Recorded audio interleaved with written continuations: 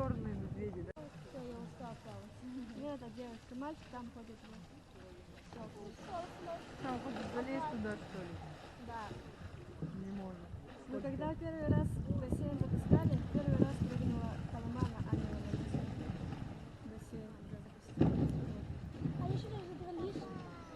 Они не играются, они как бы не дерутся так, что очень сильно. Все они друг друга пользуются. А как вы сюда завели? А, совсем маленький? Коломана маленькая, когда ее нашли, и решили Коломана. А, потом его спана выросла, да? Рыбу дают. Рыбу в основном. А сколько?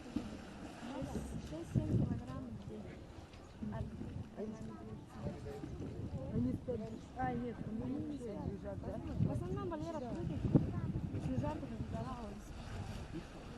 Там поле. А там сколько глубины? Ты собрали не думаю. ну вот точно я не могу сказать. Когда мы красили бассейн, то я валиком не доставала кверху. А воду меняете, да? Воду меняем раз в неделю. Когда они туда заходят, вот в здание, там что Обычно здание? в понедельник. А что там в здании? Там они кормят животных. Еду оставляют. Чистят. А, они вот эти закрывают ведёшки, да? Когда они хотят чиститься, вот они там.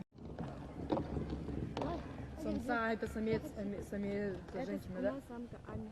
Самка, да? Вот да, тигр. Не надо ли? Ей, Катя. Сейчас в вторую пойдет. Не плачь. Сейчас этот Иди возьмет. воду давай, а я поиграю.